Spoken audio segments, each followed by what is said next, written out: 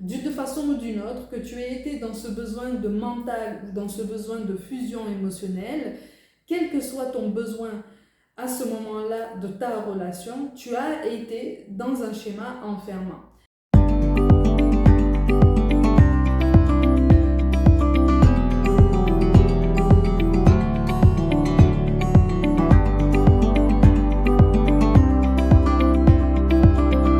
Coucou mes gazelles, bienvenue pour la suite de cet horoscope amoureux pour les mois de novembre et décembre. J'espère que vous allez bien et donc on continue avec vous les natifs du Scorpion.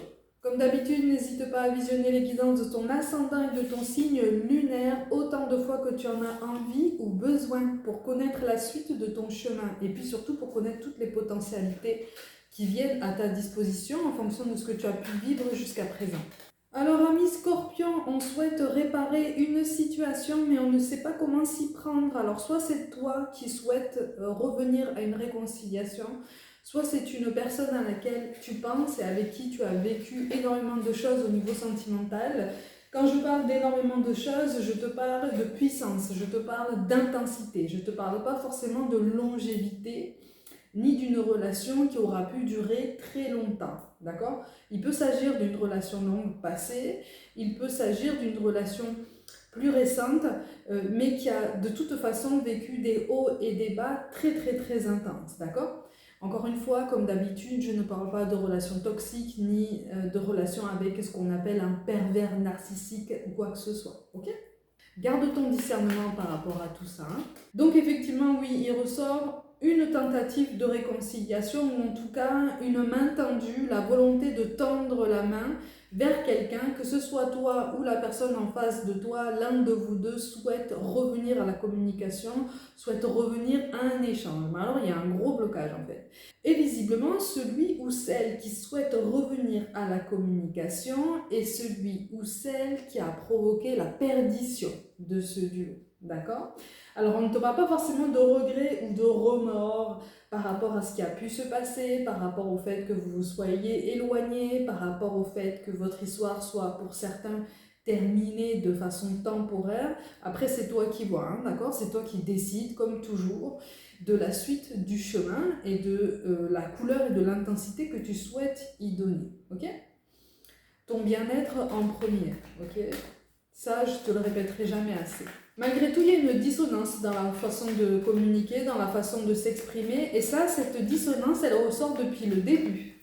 C'est-à-dire que l'un de vous deux, visiblement, qu'importe qui sait, mais l'un de vous deux était depuis le début très en demande. Très en demande par rapport à un besoin de fusion, un besoin de communication, un besoin de partage, un besoin d'échange, un besoin de presque de gémellité, hein, vraiment. Hein, c'est ce besoin de proximité, ce besoin de fusion qui a refroidi un petit peu les ardeurs de l'autre au fil du temps. Et donc ça n'a pas arrangé, ça n'a pas instauré, malgré toutes les tentatives de l'un ou de l'autre, ça n'a pas instauré un meilleur climat pour communiquer, pour échanger, pour se comprendre, parce que quelque part, l'un de vous deux était dans un besoin que l'autre n'était pas capable de lui donner à ce moment-là, puisqu'il ou elle ne se sentait pas compris ou comprise, ou en tout cas accepté comme il était ou comme elle était, d'accord ?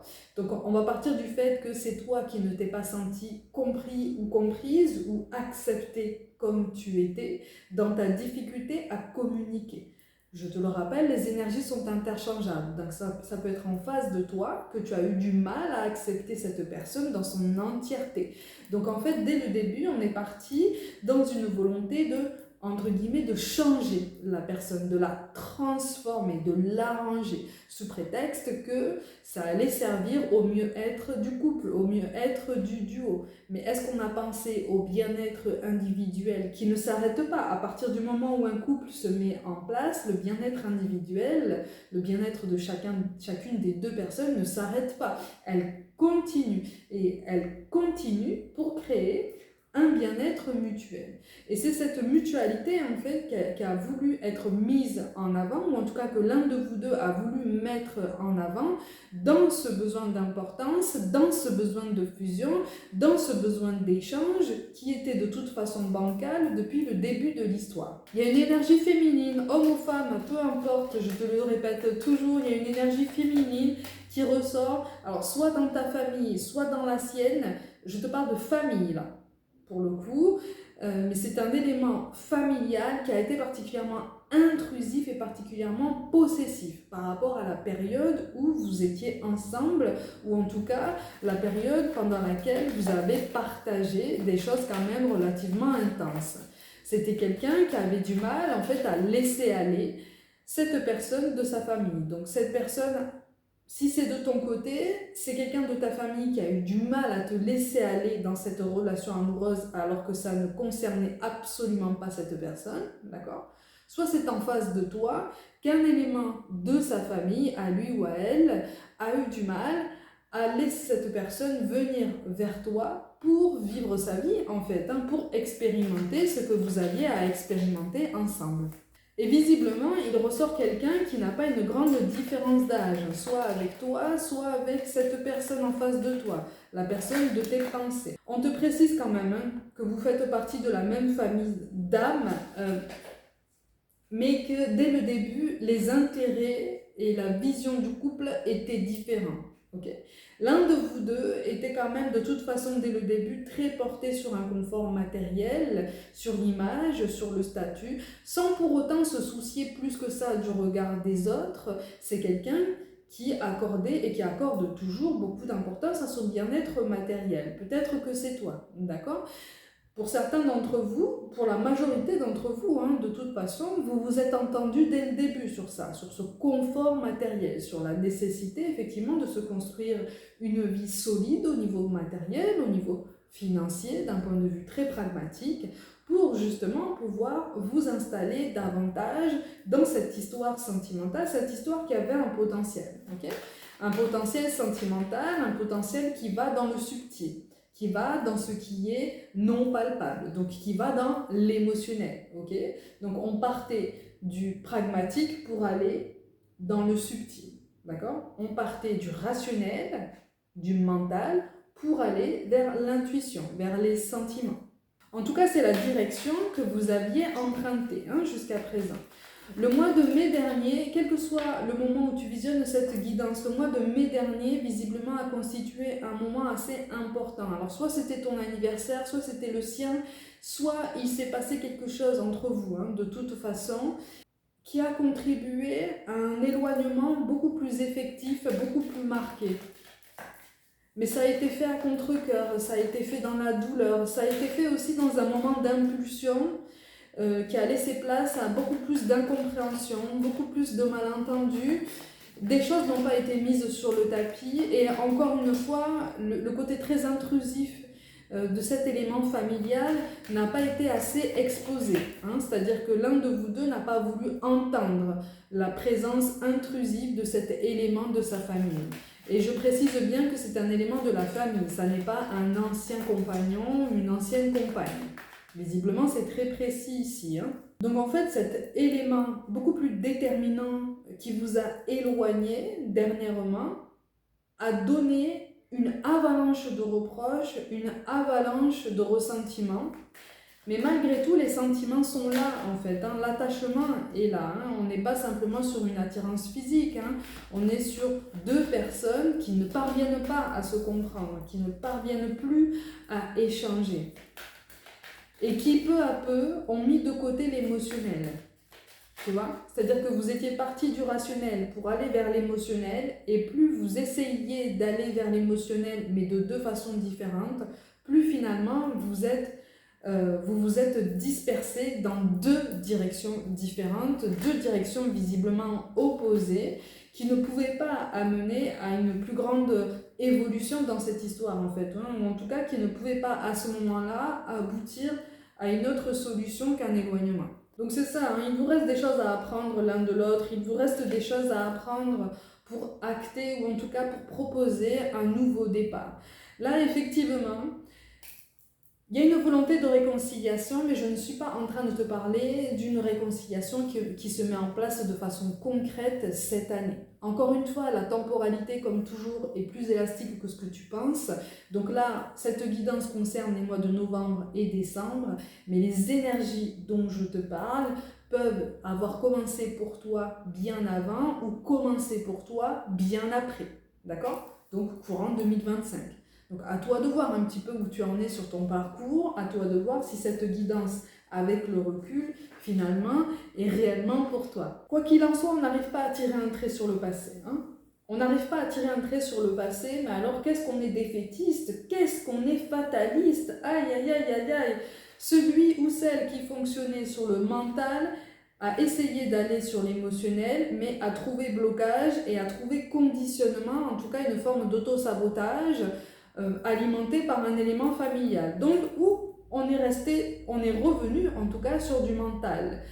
Celui ou celle de vous deux qui était sur de l'émotionnel, ou en tout cas qui voulait clairement aller vers de l'émotionnel en fait, et qui a inclus le mental au début, a voulu aller vers l'émotionnel, et là, toi-même, visiblement, tu es en train de revenir sur du mental.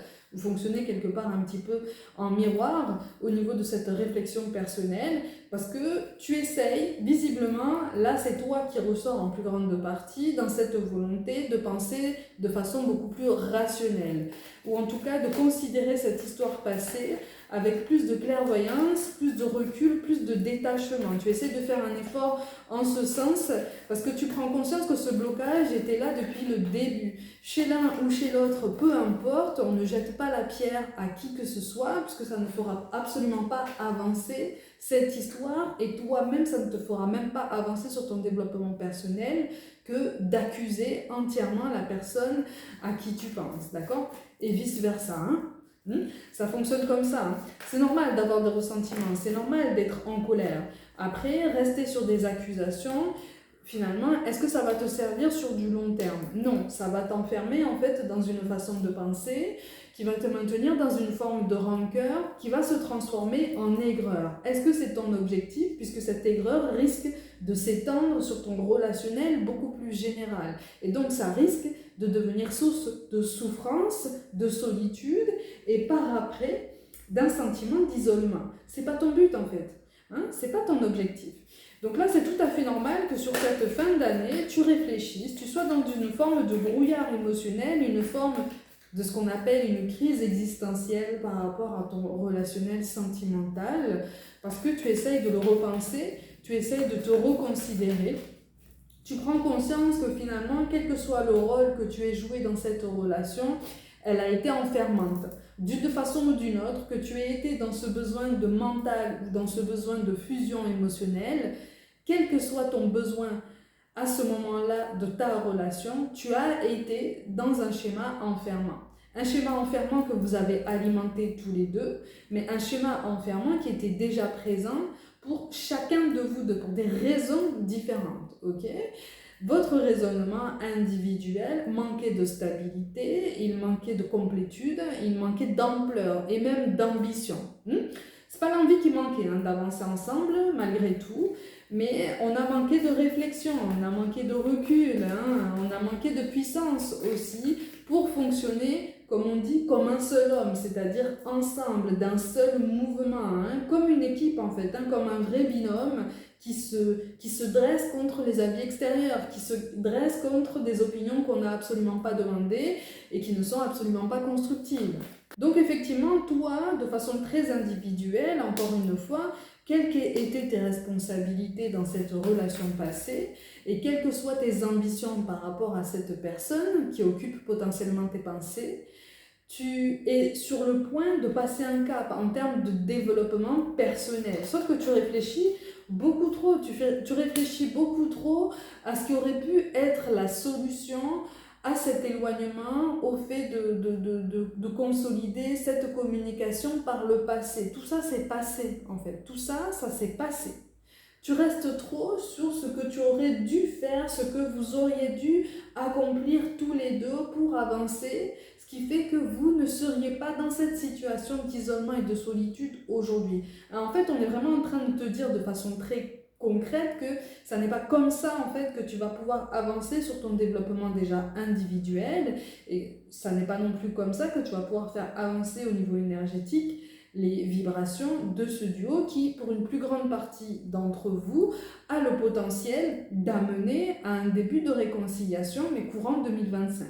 Il y a un besoin d'affection, il y a un besoin de tendresse qui ressort en grande partie chez toi, si tu veux, et qui ressort un petit peu disproportionné.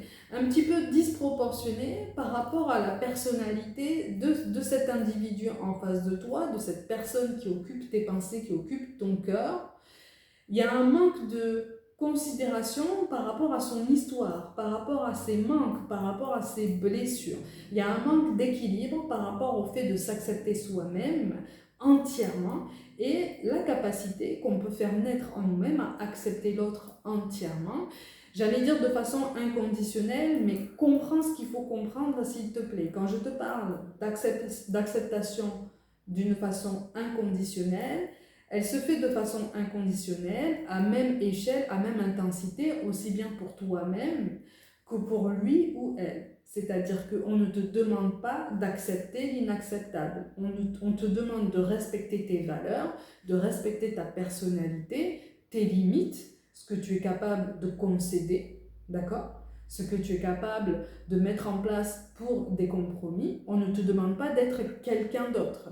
Mais ce côté très inconditionnel t'amène à une acceptation qui va vous amener, ou en tout cas qui a tout le potentiel de vous amener, j'allais dire, à une dimension supérieure, à une puissance supérieure. C'est une autre conscience, hein, c'est un autre niveau de conscience que vous n'avez pas encore atteint, ni toi, ni cette personne, mais visiblement vous êtes en bonne voie, si tu veux. Vous êtes en voie d'accomplissement, vous êtes en voie vers un nouvel aboutissement, mais vous aviez besoin aujourd'hui d'avancer de façon très isolée, parce que là je parle à des personnes qui n'ont pas été en communication avec lui ou avec elle pendant plusieurs mois, pendant bien 2 ou 3 mois, vous n'avez pas été en communication, on était dans une forme de silence radio, et puis de toute façon, l'un comme l'autre, vous avez repoussé cette communication. Parce que quelque part, au fond de vous, de façon très inconsciente, vous saviez que si vous recommenciez une communication à l'instant T, ça n'allait absolument pas donner des résultats différents. Vous alliez chacun rester sur vos acquis, sur vos attentes, sur vos revendications. Donc il n'y a absolument aucun recul, il n'y avait absolument aucune réflexion possible. C'est pour ça qu'en fait, on a fait traîner ça dans le temps, si tu veux. Tu vois ? Donc ce besoin de réconciliation, il est tout à fait possible. Il va prendre du temps, par contre, parce qu'il va vous demander à chacun de faire du tri dans son relationnel personnel. Donc si ça n'est pas de ton côté qu'il y avait un élément dans ton cercle familial qui était très intrusif, on te parle quand même d'une influence, soit dans la famille, soit dans ton cercle amical, qui est beaucoup trop forte dans ta façon de penser, dans ta façon de te considérer, dans ta façon d'aborder les histoires sentimentales en fait. C'est comme si autour de toi, certaines personnes vivaient dans une forme d'amertume ou en tout cas étaient en train d'enchaîner ce qu'on appelle des échecs amoureux. Je n'aime pas ce terme, mais vraiment je grossis volontairement les mots pour t'aider à comprendre comme d'habitude. Et c'est comme si en fait involontairement, inconsciemment, tu te calquais sur ce sentiment d'échec à répétition. Sauf que ça n'est pas parce que les personnes autour de toi ont des difficultés dans leur relationnel que toi, tu es amené forcément à en avoir. Tu peux être heureux, épanoui et vraiment dans une meilleure complétude, aussi bien personnelle que mutuelle, ce qui pourrait amener par effet boule de neige de meilleures vibrations chez ces personnes qui gravitent autour de toi. Mais pour l'instant, leur influence énergétique là, qui n'est pas volontaire, hein, d'accord ? Mais elle est beaucoup trop projetée et toi, tu les absorbes. D'accord ? Toi, tu les absorbes, toutes ces énergies, toutes ces intentions, toutes ces pensées, tu te les appropries, tu t'en imprègnes. Et donc, tu t'en imprègnes et c'est quelque chose qui, au niveau énergétique toujours, ne t'appartient pas. Donc c'est normal en fait hein, que tu sois dans une phase où tu aies l'impression d'être en complète dissonance par rapport à ta vie. Et même au niveau professionnel, pour beaucoup d'entre vous, là, on a envie d'une reconversion, on a envie d'une transformation, on a envie d'une revalorisation, on a envie que ça avance aussi, mais quelque chose tourne en rond, puisqu'on a l'impression en fait d'accumuler les tentatives pour avancer dans ce qui apparaît de plus en plus comme une mauvaise voie, comme une mauvaise idée. Change de perspective par rapport à tout ça. On est vraiment en train de t'orienter à prendre de la hauteur parce que ton relationnel beaucoup plus général peut s'apaiser. Mais ça te demande effectivement de te rendre compte que tu n'es pas dans une impasse.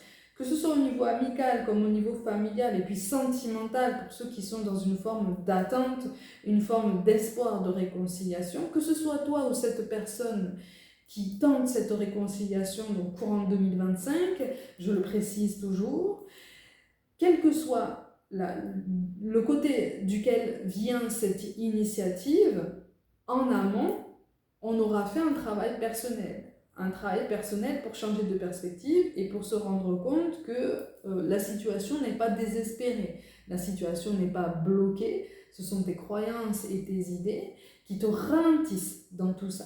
D'accord? On a la lettre M, alors on a le M, le Y, le S, le E et le P qui ressortent, alors soit pour ton prénom, soit pour le prénom de la personne qui occupe encore ton cœur, encore tes pensées. Encore une fois, inutile de me dire que tu ne souhaites pas le retour de cette personne. Si vraiment ça ne vibre pas pour toi, c'est ok, d'accord? Visionne ton ascendant et ton signe lunaire.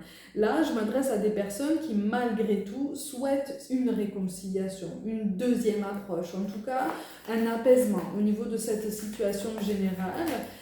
Parce qu'on souffre en fait, parce qu'on a souffert et parce qu'on a besoin de réponses. Là, la communication est possible. Hein. Là, on ne te parle pas de quelqu'un qui t'a ghosté, on ne te parle pas de tes actions à toi qui pourraient ressembler ou qui auraient pu ressembler à ses yeux, à lui ou à elle, à du ghosting. Non, là, on te parle effectivement de la possibilité d'envisager un apaisement de la situation, une réouverture de communication, de dialogue, pour envisager une reprise de relation.